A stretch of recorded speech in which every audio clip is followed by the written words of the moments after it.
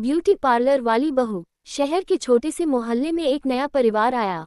ये परिवार अपने साथ न केवल नई ऊर्जा लेकर आया, बल्कि उनकी बहू सिया भी चर्चा का विषय बन गई। सिया सुंदर और पढ़ी लिखी लड़की थी। उसकी शादी राजू से हुई थी, जो एक साधारण नौकरी करता था। पर सिया की पहचान केवल एक बहू तक सीमित नहीं थी। वह एक कुशल ब्यूटिशियन थी और अपनी कला में माहिर थी। सिया का सपना था अपना खुद का ब्यूटी पार्लर खोलने का, लेकिन उसकी सास कमला देवी इस विचार से खुश नहीं थी। वह मानती थी कि बहू का काम घर संभालना और परिवार की सेवा करना है। सिया ने मोहल्ले में महिलाओं से मेलजोल बढ़ाना शुरू किया। धीरे धीरे सब उसकी सादगी और काम की तारीफ करने लगी। उसने अपने घर के एक कोने को पार्लर में बदल दिया। पहले ही दिन मोहल्ले की शीला चाची आई। सिया ने बड़ी ही मेहनत और प्यार से उनका मेकओवर किया। शीला चाची ने जैसे ही खुद को आईने में देखा, उनकी खुशी का ठिकाना न रहा।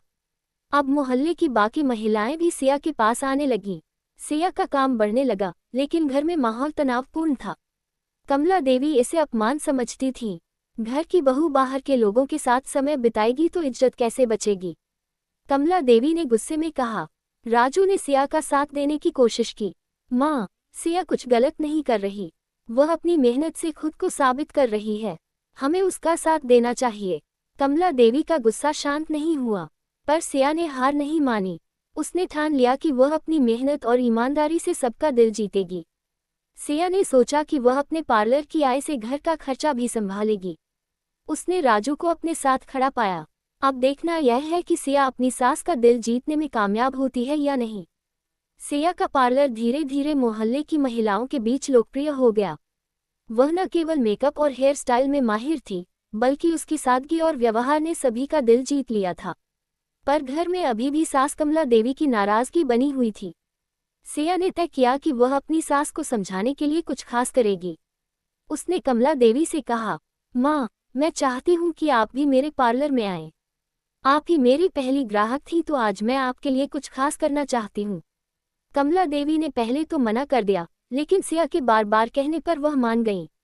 सिया ने उन्हें प्यार से तैयार किया और उनका मेकओवर किया। आईने में खुद को देखकर कमला देवी हैरान रह गईं। उन्होंने पहली बार महसूस किया कि सिया का काम कितना शानदार है। उसी दिन मोहल्ले में कमला देवी की खूब तारीफ हुई। पड़ोस की महिलाओं ने कहा, कमला जी, आप तो अपनी उम्र से 10 साल छोटी लग रही हैं। आपकी बहू तो सच में हुनरमंद है। ये सुनकर कमला देवी का गुस्सा थोड़ा कम हुआ। कुछ ही दिनों बाद राजू की नौकरी में समस्या आ गई। उसकी कंपनी में छंटनी हो रही थी और राजू को भी नौकरी छोड़नी पड़ी। ये घर के लिए बड़ा झटका था।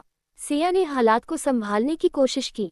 उसने राजू को ढांढस बंधाते हुए कहा, आप चिंता मत कीजिए, मेरे पार्लर की कमाई से हम घर चला सकते हैं। बस मुझे आपका साथ चाहिए। राजू ने सिया का समर्थन किया। अब सिया ने पार्लर का दायरा बढ़ाने का फैसला किया।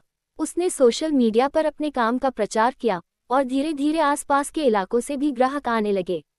सास का बदला हुआ रवैया। कमला देवी ने देखा कि सिया की मेहनत से न केवल घर का खर्च चल रहा है, बल्कि उसकी इज्जत भी बढ़ रही है। एक दिन उन्होंने सिया से कहा, बहू, मुझे तुम पर गर्व है। मैंने तुम्हें गलत समझा, पर आज मैं समझ गई कि तुमने सही किया। तुमने न केवल अपने सपनों को पूरा किया, बल्कि हमारा सहारा भी बनी।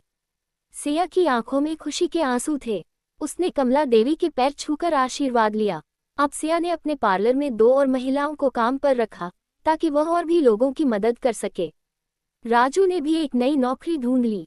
परिवार में खुशियां लौट आई और सिया का सपना पूरी तरह से साकार हुआ।